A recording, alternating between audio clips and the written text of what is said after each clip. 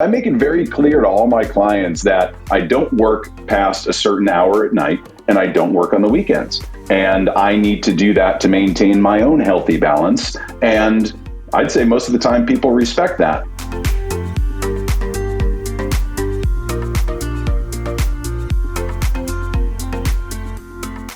Welcome everyone to the Portrait System Podcast, Clubhouse Edition. My name is Kevin Conde and I'm here with my co-host, Ashleigh Taylor. If you are not familiar with the Portrait System, we are a portrait photography podcast that is powered by Sue Bryce Education.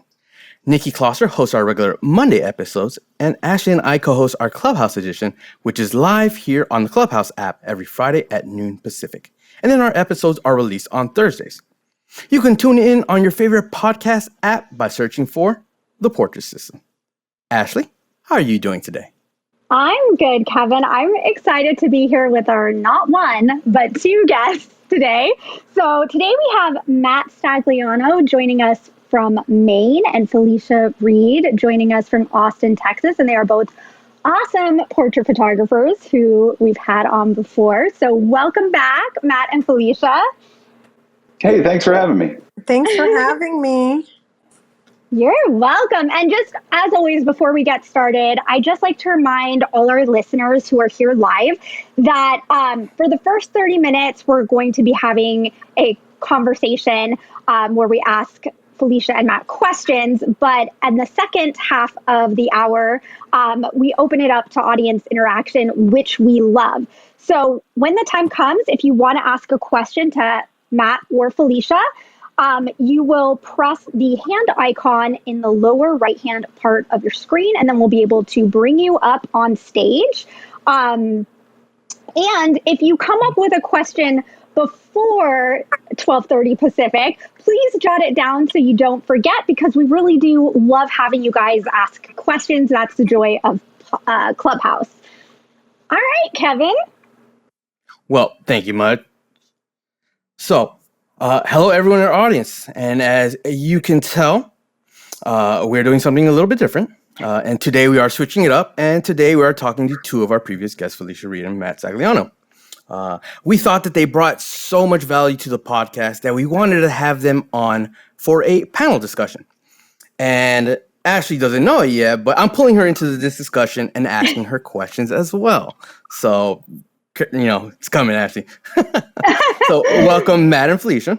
So Ashley and I wanted to have a conversation about boundaries and limits with our clients, vendors, and with ourselves as business owners.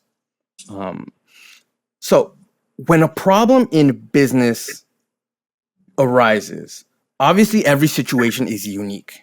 But one thing that constantly comes up in the Sue Bryce Education Facebook group is handling difficult situations with our clients. Situations where the conversation might have gone a little tense or awkward, and the photographer might not know how to handle the situation.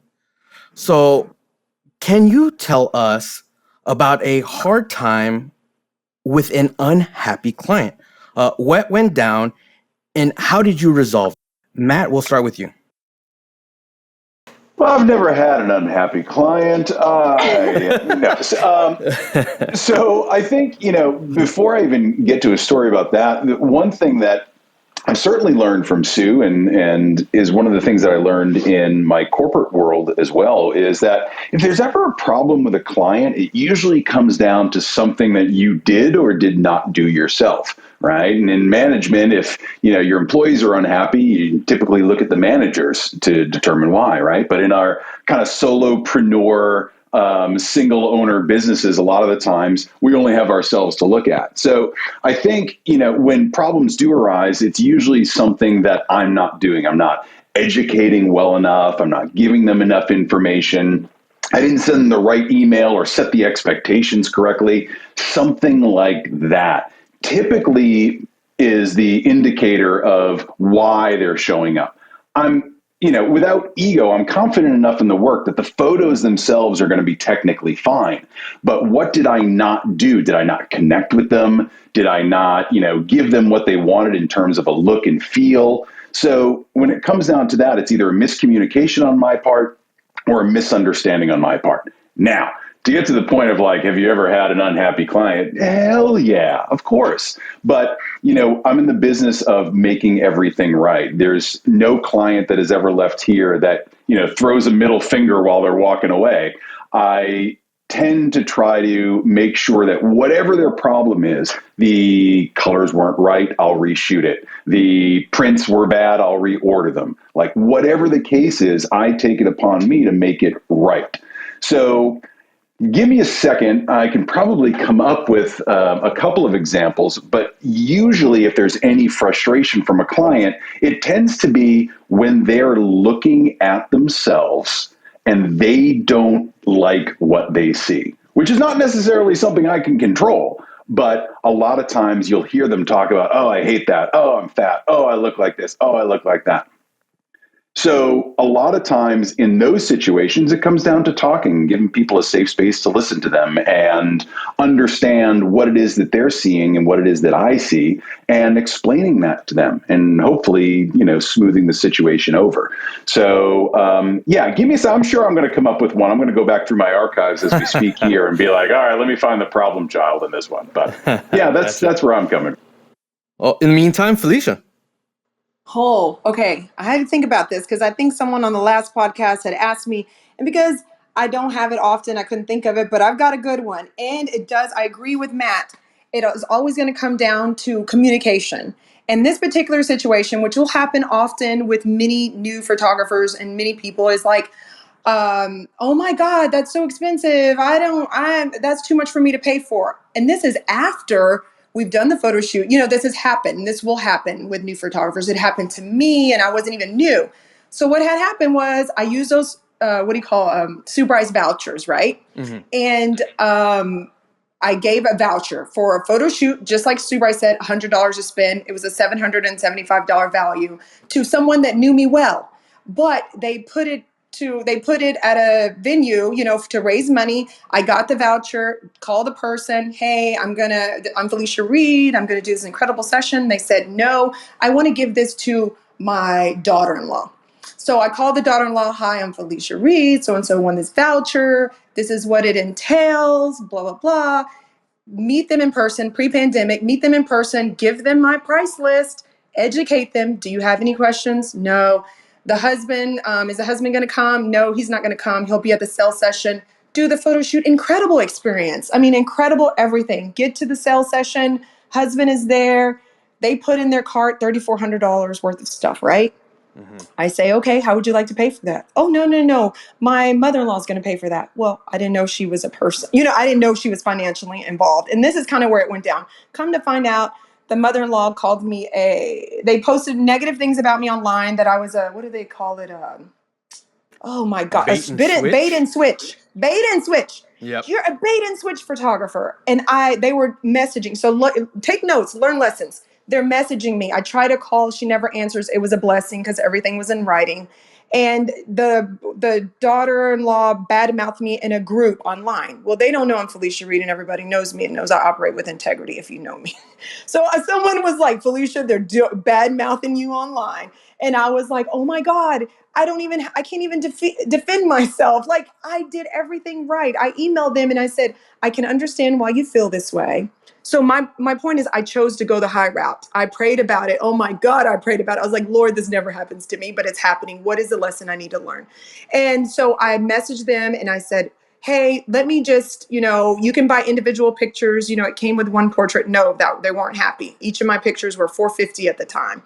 I said, well, here, you want just 3? It's $1,300. No, that's so expensive. This is ridiculous. And I was like, I didn't know you were paying. It was a miscommunication. Let me fix it.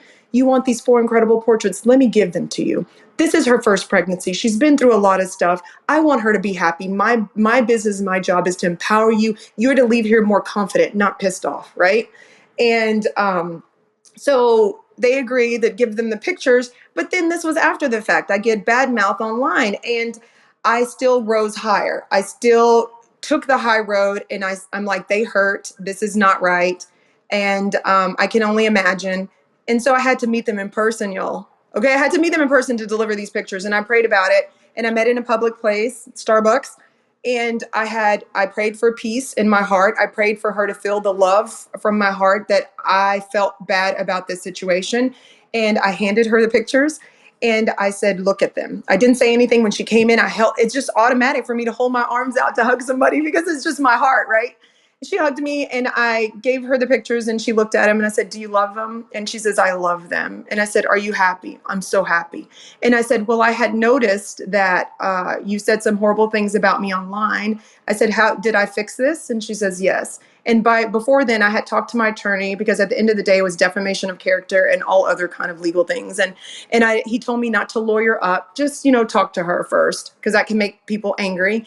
And I said, okay, if you're happy, then let's just agree that, I've learned a lesson from this. Always ask, who's going to be making the financial decisions to pay for this? Even a grown woman. This is a grown woman, but I got to still ask this, And I said, can you just sign this paper saying that I'm not bad-mouthing you anymore. You're not bad-mouthing me. And we're just going to leave it and you're happy. And she signed it I had it formed. I delivered the pictures, to say that she received everything and she's happy. And my business has flourished and increased a millionfold since then. So always take the high road. It was a lesson. It was sickening to my stomach, but I had to address the monster. That's my lesson. That's fantastic. That's fantastic that you're able to rise up. But I know, like deep down, I know we want to say something, especially with when you feel opposite of what they're saying online. Did they end up pulling that review?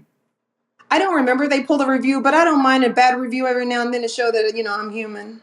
And of course, I feel like Felicia Reid probably has just a mountain of positive reviews online anyways. I have a mountain of positive reviews. This is how it works. When you got a network, if you get one bad review, go tell all your friends and put a positive one. Then people are like, that's suspicious. There's always somebody. Go on there and put a positive review about me. That's not even how it worked. I'm just saying. I don't mind. I didn't ask to take it down. I just didn't want to be bad mouth. And then, of course, other photographers that are shoot and burn photographers in the group, they didn't know. They were like hopping on the bandwagon. She's a scam. Nobody charges $3,400. They don't know. And I was like, oh my God, you're making it worse. You're making it worse. But whatever. The idea of a bad review online is something that I think everyone is having to deal with, especially with everything moving towards the internet, everything being on the internet. Is that the only bad review? And if you have more, how do you deal with it, both of you? How have you dealt with that before? That was my only one that I know of. I'm usually, I don't know. I don't really deal with bad clients. Matt? Bad situation. It's really bad. And if it was a situation like Matt says, we're going to always fix it. We're going to rise above. And even if they were upset about something, we're going to fix it. And they're going to leave happier no matter what. Yeah. Totally. And, way back in one of my first businesses, I got into a little bit of trouble online. I had something posted. It gets totally misconstrued and all the trolls come out, right? And the trolls and their extended family come out. Oh. And my problem, because I was young and naive and didn't really understand that you don't engage the trolls, I was like, let me go back on and respond to every comment and be that person. And it just magnified the problem over and over and over, because once the trolls know they have you, then they dig in, right? And then nothing you say is going to fix the issue. So I learned my lesson about 10 years ago in that regard. But like Felicia said, I think as long as you're going about it with service and taking the high road and making sure that everything you do, when looked at objectively, is the right thing to do, then you're not going to have any problems. You cannot please everybody on the planet. It's an impossibility. So all you can do is serve with as much integrity and love as you can. And I would say 9.99 times out of 10, it's going to work just fine. But there's always that variable of people that no matter what you do are going to be unhappy. And the hope is that they don't go online and start bad-mouthing you. But if they do, then the only thing you can do is kill them with kindness and just try to keep diffusing the situation and fixing the problem. So, yeah, I don't run into a whole lot of that these days because I think once you're able to just address it head on, it cuts out any of the downstream effects of negativity. And Kevin, if I could chime in too for a second, I also had a situation like similar to Felicia's in the sense that I got a bad review on Yelp, and it was they called me a bait and switch as well. It was something where they had won a prize at a silent auction. The prize included the full sitting fee and one image or credit, the value of that one image toward a bigger package. I made sure the wife was totally educated, but it was a husband and wife who won the prize, but the wife was my main contact point. The wife brought her sister in, they brought their dog in, the husband came in, they were unhappy with their wedding photos, and we were redoing like kind of the portraits of their wedding with the dog in them, and then also just portraits of her with her sister. You could tell they had an amazing time. And when they came in for the reveal, and I showed them everything and, we're talking about selecting, the wife clearly understood what was going on, but the husband was like, why can't we just have all of them? And I was like, oh, well, you can. You just have to, apply this package price and upgrade. And he got pissed. He walked out. He stormed out. It was one of the most uncomfortable moments of my life. Anyways, the wife carried on. She bought not the biggest package, but she did buy a package of images. They applied the print credit. She said she loved the images. I thought everything was okay because, I didn't hold a gun to her head and make her do this, obviously. And then later on, maybe like a month later, the husband wrote me a terrible one-star Yelp review.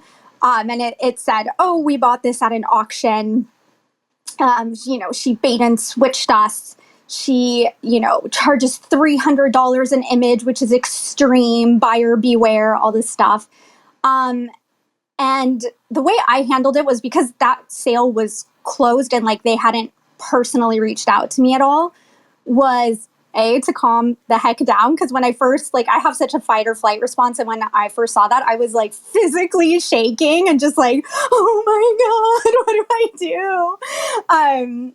And then I calmed down and I wrote, a draft of a response. And then I had a couple friends who are really savvy at writing things, read it over and make sure it was in a calm, cool, and collected voice. And I just kind of started with, I'm really sorry that you feel this way. And I'm sorry that things weren't clearly explained to you. I took great care to explain it to your wife, but I'm sorry that you didn't feel as if things were explained to you and you weren't educated about this. And then I just explained your package did come with one image. You obviously did not have to buy any more. I didn't expect you to buy any more. Your wife wanted to buy more because they were really beautiful portraits of her and you guys with your dog and you guys with her sister, and they were really meaningful to her, and she chose to do that. And, I'm sorry that you felt like you didn't expect that to happen. He never responded to the review, and, my business has gone on. I really thought it was going to, somehow no one would hire me again because I had a 1-star review, but like Sue always says, you're not really in business if things haven't gone wrong from time to time, because if you're really working all the time, every once in a while, something's going to fall through the cracks. Nothing really has a perfect 5-star review. And so, every time I look on Yelp and I see it there, it crushes me a little bit, but that's just how I dealt with it. And so in that situation, I didn't actually end up talking to the client about it, but I just let it go with love after making a point for any other readers on Yelp that well, this is his perspective, but it's not actually how it went down. Perfect. I wanted to say or ask, have you had a situation where you have a client, you set something up and they just want to have continuous communication with you, whether it be constant back and forth with emails, text messages, or phone calls? How do you deal with it? How do you set that boundary to say, hey, I got this? you don't have to worry as much? Oh, that's easy. You set that boundary at the beginning.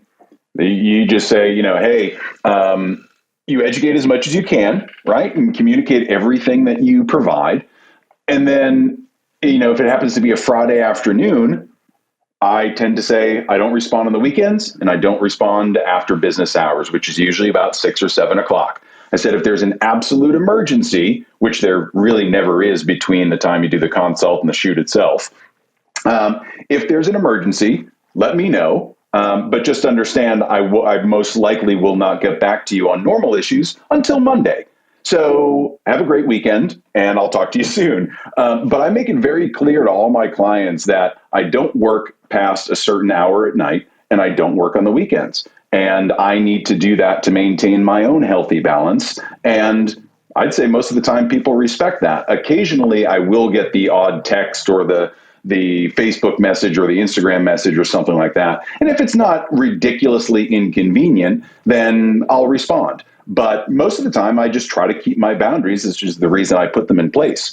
But when people are peppering me with questions, I tend to say, all right, well, let's get on a Zoom. Let's talk about everything and let me answer everything at once. Let's set up a time to do that. So my time is very important to me, and I want to maintain that and set that expectation with my clients. Perfect. Felicia? Yeah, I agree with Matt too, setting boundaries. And I don't think I have that much problems with clients badgering me because I do have a system. So you also need systems and you need boundaries and you need working hours.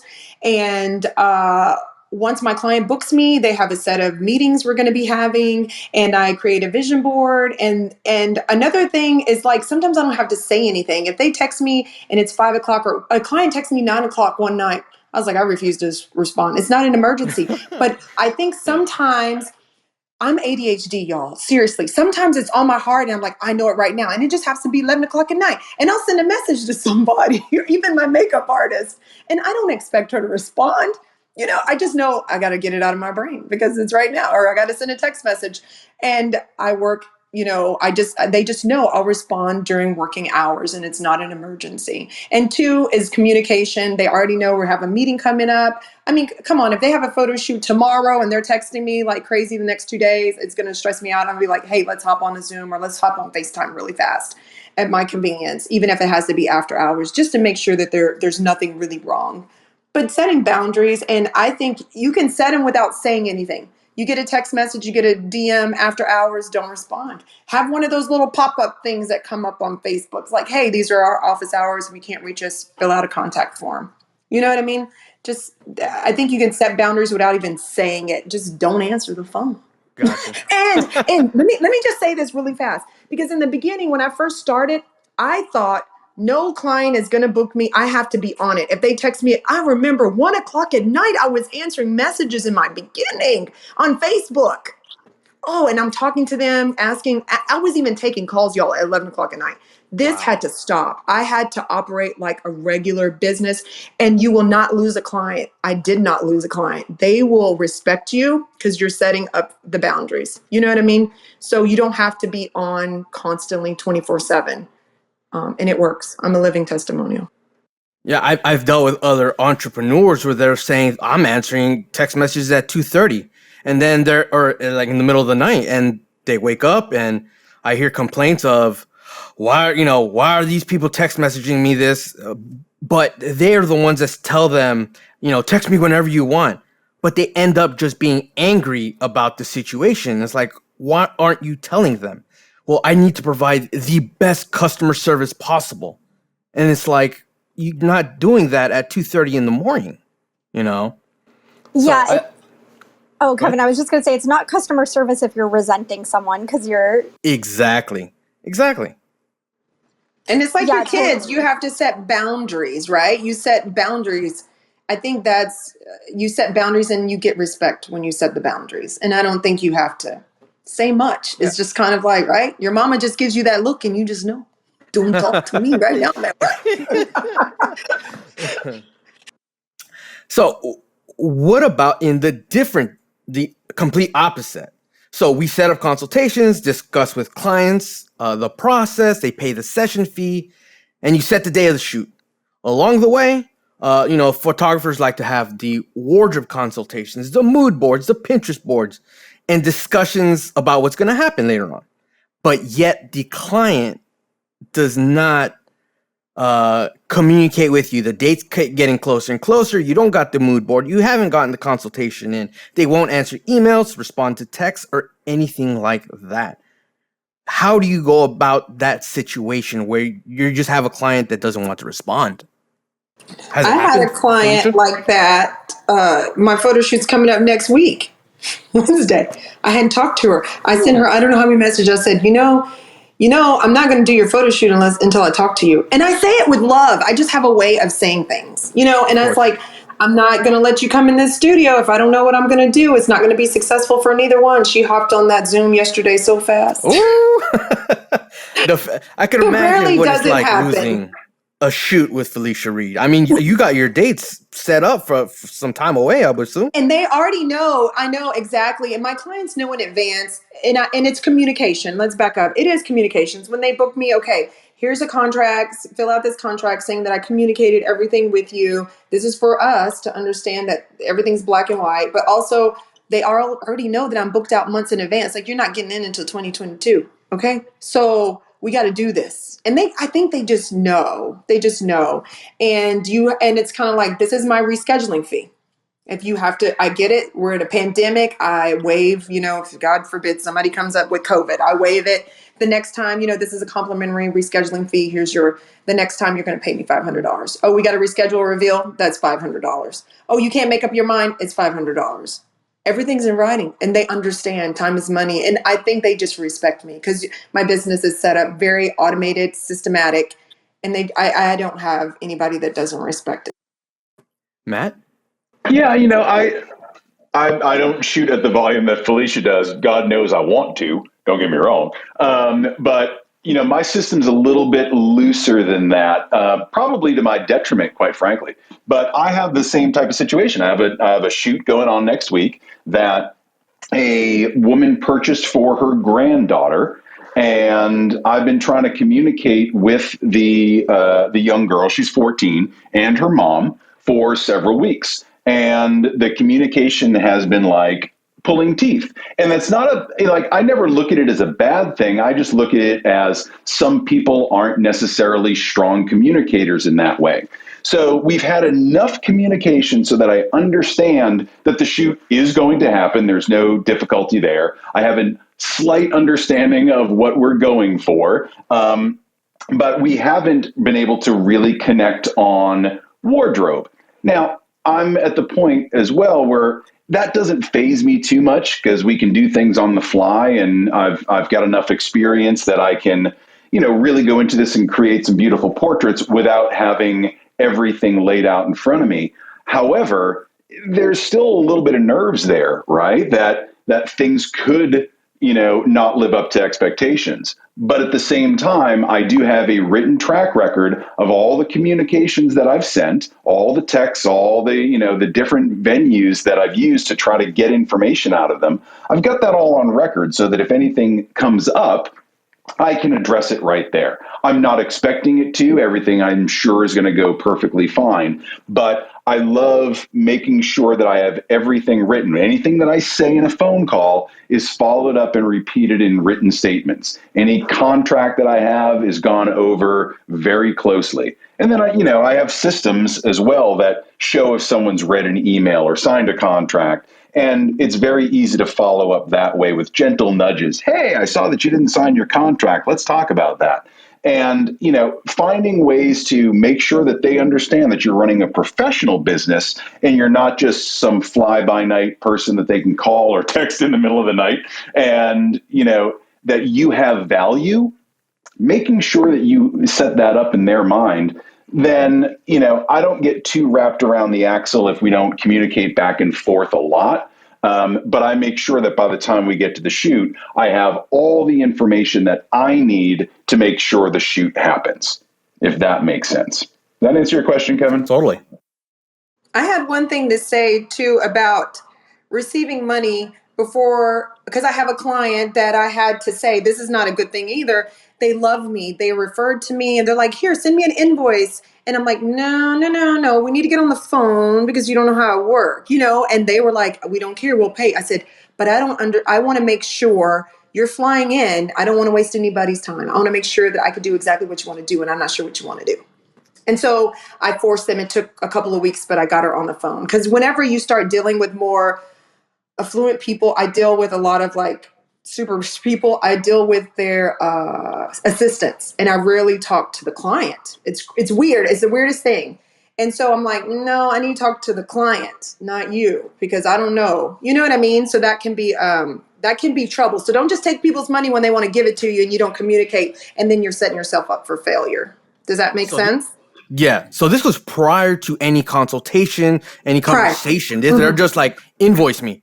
I want to. Yeah. Well, I had the conversation with the assistant, and she goes, "Well, she wants you. You photographed her, so and so. She wants you." And I was like, "I get it, but I don't think I could deliver it." And I was trying not to be rude. I was just kind of like, I don't know. And it scares me. And I was honest. I said, it scares me. She's coming in, she's flying in for this, and I don't want to waste her time, and I don't want to waste my time. I need to have a clear picture of what she needs to see if I can deliver. Because they start talking about green screens, and I don't do green screens. So I need to make sure we're on the same page. You know what I mean? And so don't always take money just because they want to give it to you, because you could shoot yourself in the foot. Communicate, educate. Yeah, and similarly, I was just going to say, I've had people who say to me, like, I'll try to talk about pricing with them up front, and they'll go, oh, no worry, whatever it is, we'll pay for it. You don't even need to have this conversation with us. And I'm like, yeah, I do. I really need you to know exactly what this is going to cost, what to expect. It's great that I'm really excited that you feel like whatever it costs, you're happy to do it. But I want to be super clear that you understand my process, because I don't want any issues down the road. And it's actually a really big red flag to me now when someone says, oh, money doesn't matter, because almost always it does. And when I go through the prices with them, it is an issue. So just a pro tip too, if you hear that might sound like a good thing, but I personally read it as a red flag when someone tries to wave me off. Anyways, I just want to go ahead and reintroduce our guests, Matt Stagliano and Felicia Reid. And we've come to the point in the conversation where we're bringing the audience up for questions. And I see that Manaz has a question. So Manaz, if you want to just state your full name and then go ahead and ask your question, we'd love to hear you. Hi, how are you? My name is Manos Demiri, and I'm portrait photographer, as all you guys are. And here is my question about the client. I started to running Facebook ad, which was going so good so far. But one of my biggest problem is like, even in the ad, I said the session fee is $249, and like then they go to my website. My packages start at like $900 for 6 images and blah blah blah. Everything is there. When I call the client and say, "Hi, this is like a 40/40 project," and explain a little bit about it, when I get to the pricing and they listen to it, everything goes so good, and I'm like, how would you like to pay for the session fee so we can book you in the calendar? They're like, oh, actually, this is a lot. This is out of our budget. We cannot afford it. I'm like, okay, so why did you fill the form? I stuck it in there, and like I say, okay, like have a nice day. Keep in touch. I'm gonna keep your contact information, email, and all those kind of things. I have no idea how should I follow up. Even should I follow up or no? I don't need to do it. And if yes, how should I follow up? If no, just remove them from my contact list even, or what should I do? I have no idea about it. Thank you. I can jump on that one. So great question, by the way. And I think it's something that as photographers, we have to expect is that there are going to be tire kickers. There are going to be people that get in touch with us because they love the work that they see, but that we're out of their budget. That's perfectly fine. And I think, it happens to me quite a bit because I'm I'm more expensive in my area than pretty much anybody else.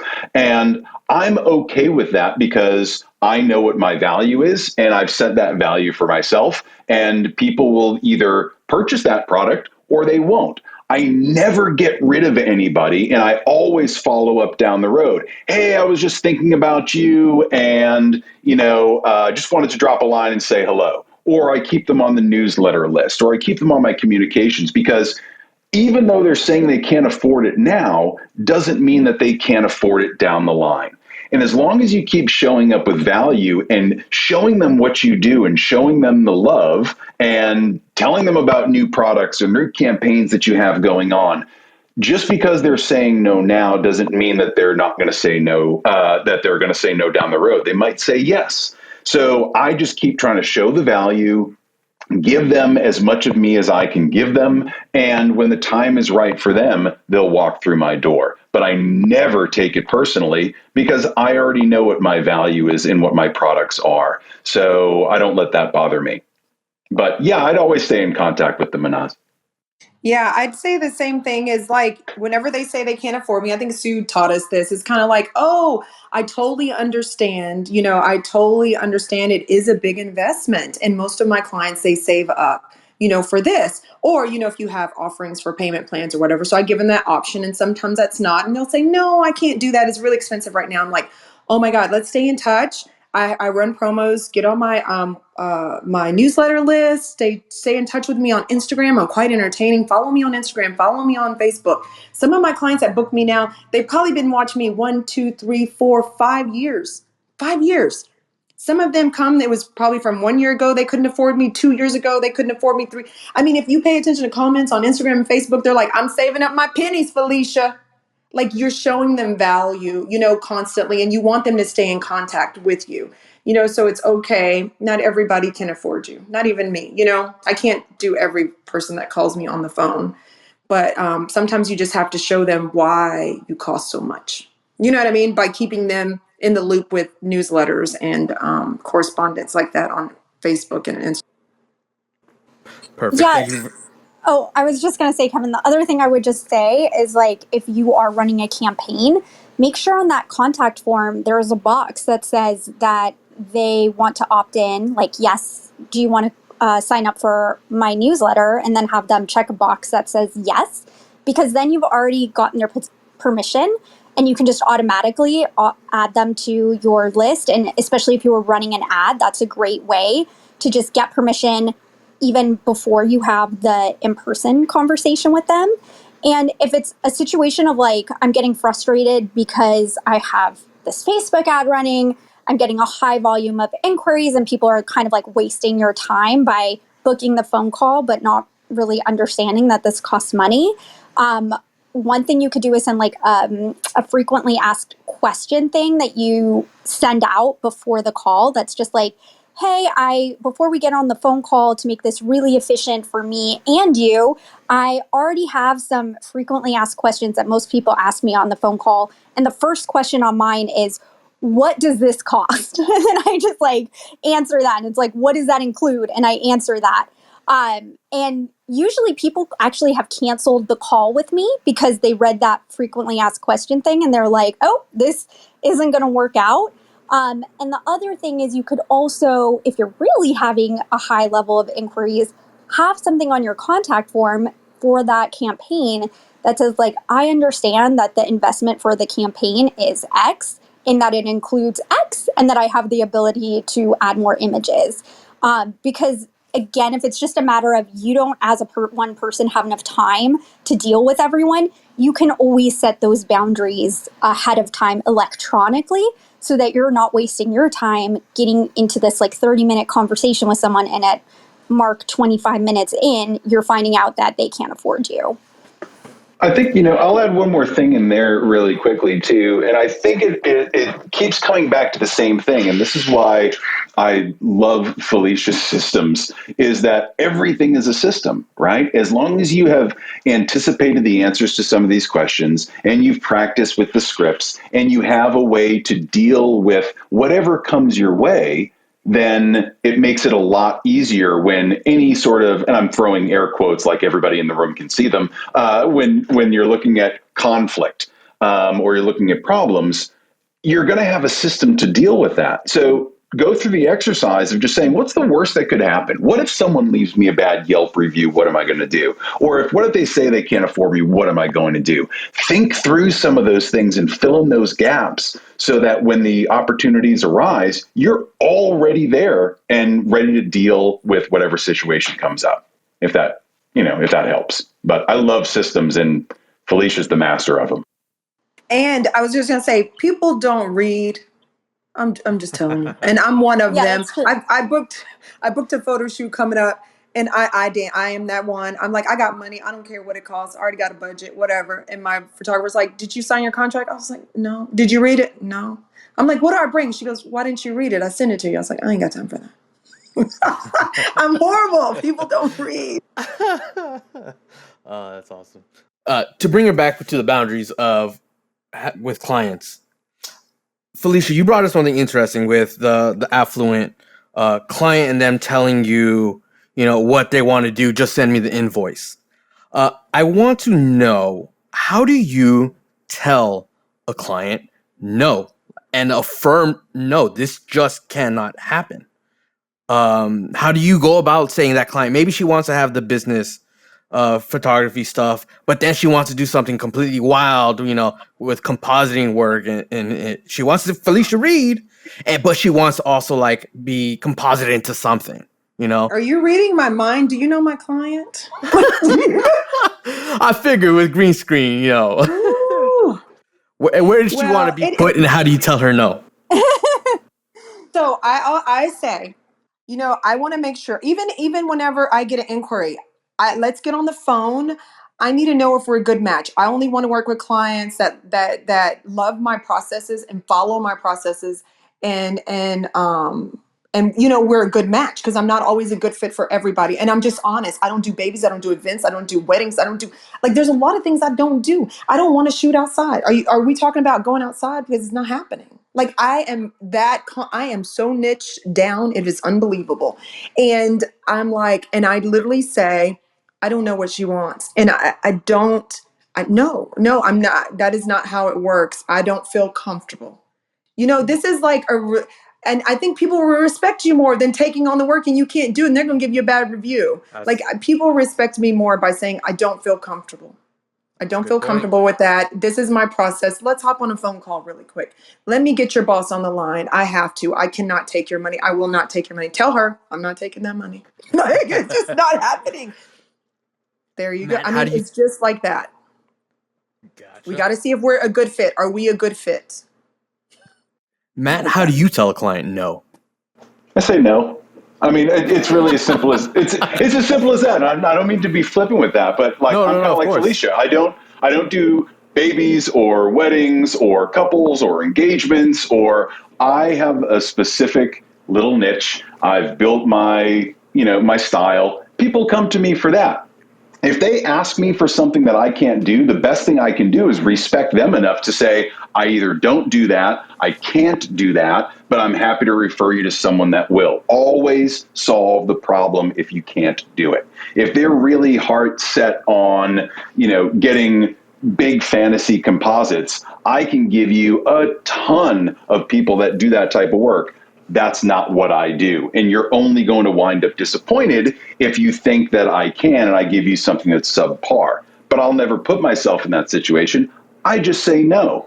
Can I have my family come in and watch me do the photo shoot? Yes, they can come in. No, they can't watch the photo shoot. I need your attention. I need to be focused on you as the client. It's very easy to say no if you are explaining why. And the reason being that you want to give them the best possible service and the best possible images at the end of the shoot. And for you to do that, you have to be in that zone where you're comfortable and you know that you can produce this work. When you're pushed outside of that and you feel uncomfortable or you feel like you're unable to accomplish that, it's going to show up. And it's going to come out as that energy of being not confident or scared to do something. All that fear bubbles to the surface and it's palpable. So it's easy for me. I just say, no, I don't do it like that, or I can't do that type of work, or I won't do that type of work. And usually it diffuses things with that upfront honesty, and it avoids a lot of problems down the road, believe me. But yeah, Kevin, for me, when I say no to a client, it's just one of those things where, like Matt said, you want to explain why. And I always try to also ask them, like, well, like, what are you looking for? Because sometimes we can actually meet in the middle in a situation where, for example, I had a client recently who wanted one of those shots where everything's in black and white, except one thing is in color, like those 90s. Yeah. Like, yeah. Those like 80s, 90s shots. And I was like, what is the intention behind wanting that? And she was like, well, I'm having a girl, so I really want the pink, because it was a maternity shoot. Like, I really want the pink to show through. And I was like, could we just do something else with the color pink and then have it like, and then I just explained that I think it's like a more modern, high-end, like fashion look. And she was like, oh, yeah. Okay. That makes sense. And then she just like went with my idea. So it's like, I didn't have to lose that client, but I mean, I didn't want to also like really do a selective color shot, so we were able to find a styling thing in the middle. So sometimes just asking people questions like, what is the goal that you're trying to accomplish here? You can sometimes find an answer with them that is different than what they had imagined and what you had imagined. Gotcha. So dealing with clients once again, I wanted to ask, have you ever had to fire a client?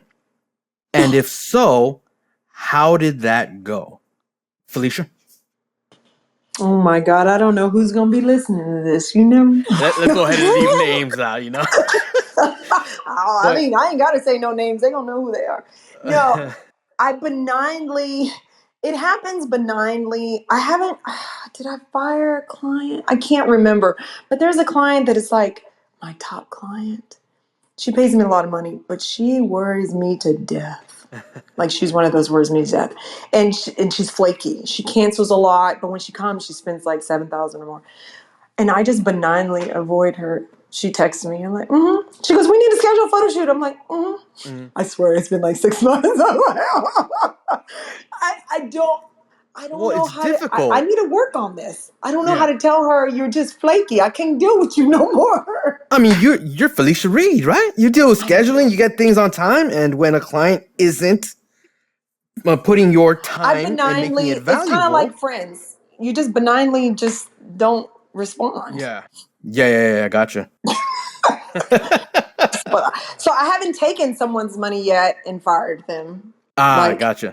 Man, did I give somebody their money back? I think I did. No, I don't remember.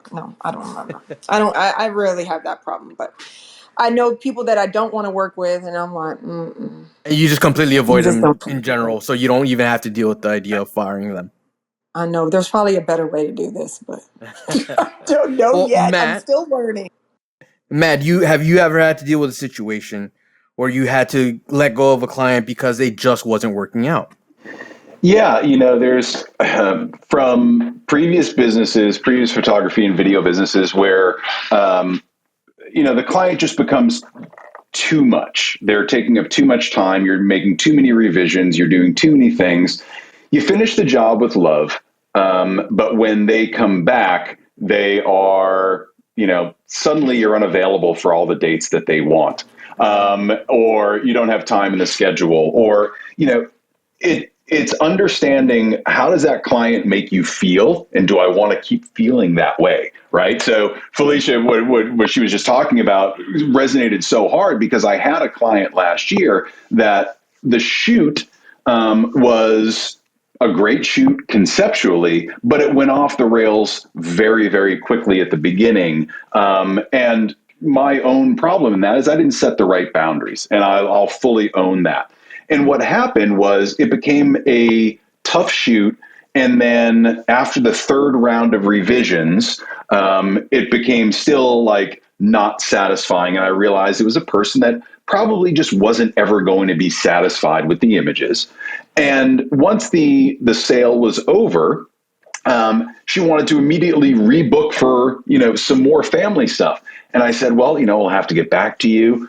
And she had trouble paying for stuff, paying for the session fee, paying for the images down the line. And those sorts of things just build up where I say, I don't want to be chasing my clients. I want to be working with the types of clients that make me feel good about what I do, that value the work that I do, and are going to be, evangelists for the work that I do.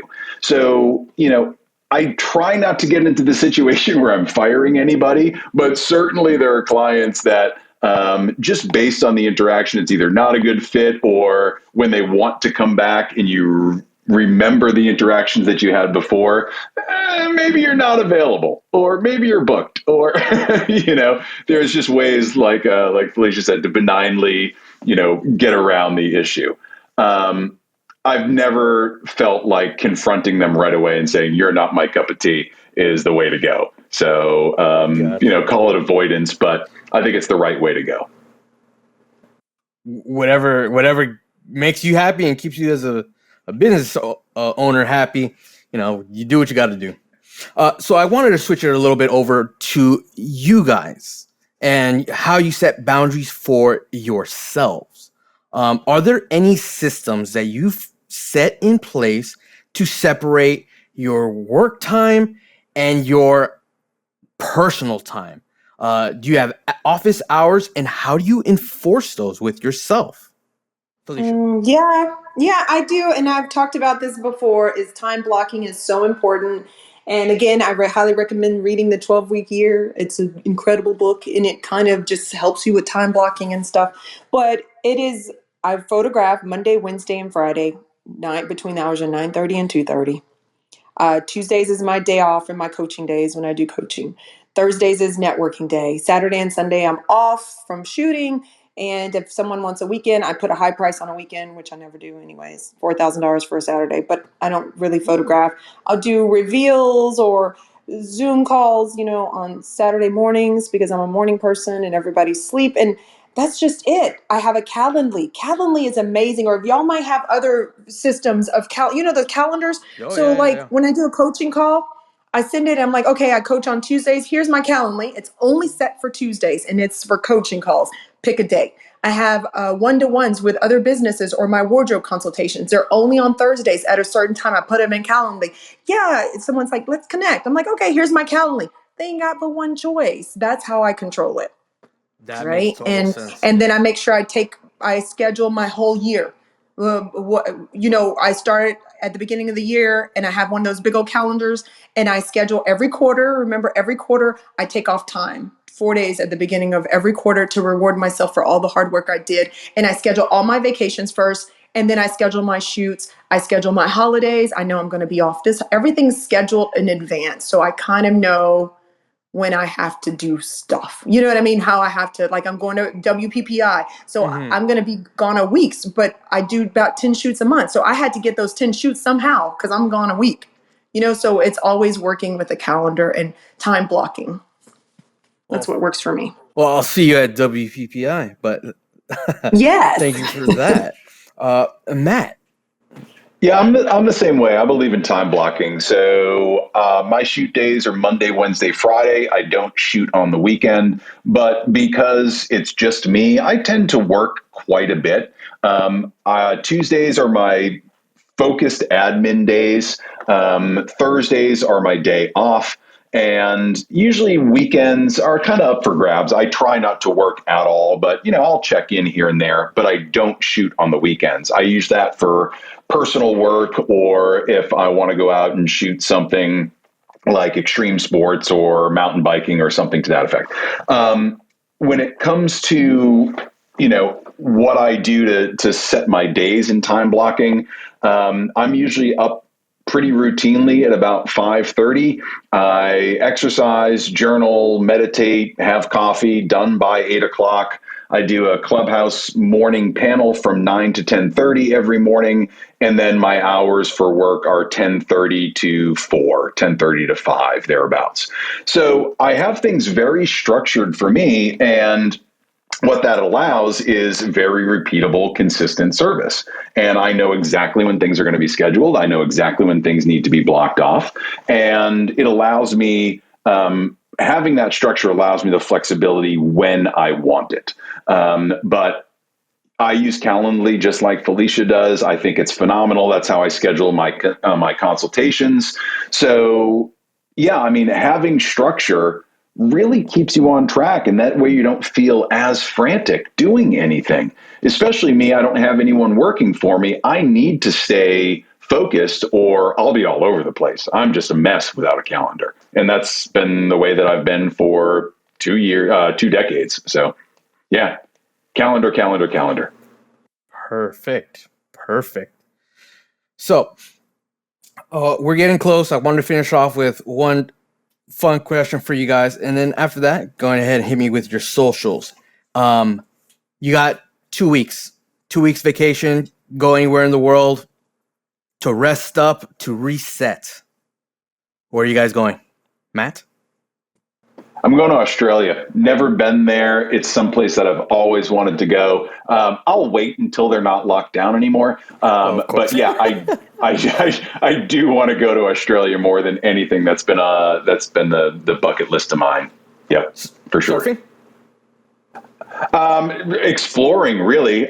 Maybe hanging out at Chris Robinson's studio. But just getting out there just to see it. I'm fascinated. I've been fascinated with Australia since I was a kid, and I need to get there. Yeah, it makes sense. Felicia, where are you going? I'm going to Tulum, Mexico in October for 1 week. And then the other week, I will stay at home and woosah and let my brain. I need to be quiet. I'm highly ADHD and I like to be quiet. Like I get quiet and just recharge because extroverts need to recharge. There is no place like home, right? I love home. So, like I said, we are hitting that 1 hour mark. So before we let you go, if you can go ahead and hit us with your socials. Felicia, start it off. Felicia Reid Photography on Instagram. You can follow me on Facebook, Felicia Reid Photography. Yeah, I think that's it. Short, simple, straight to the point. Matt? And I'm simple and straight to the point too. Stone Tree Creative on all platforms. So just at Stone Tree Creative on Instagram, Facebook, Pinterest, you name it. I'm out there. And I want to point out that, Matt, you have a studio tour that just went live last week. And I believe, Felicia, you have one coming up as well. So for anyone out there, keep an eye out for that. It has been a pleasure having you both on. Everyone, please go follow Matt, follow Felicia, and please make sure to follow the Portrait System on Instagram and on Facebook as well. And be sure to check out the blogs that are associated with our Clubhouse interviews at SueBryceEducation.com/blog. And if you are a member of Sue Bryce Education and you have any more questions for Matt or Felicia, Ashley, or myself, go tag us in a post in the SBE Members Only Facebook group. And if you are not a member of Sue Bryce Education and you are interested in learning more about how it can help your business succeed, email Ella with support at SueBryceEducation.com. Thank you again for joining us, and we hope you can join us next week.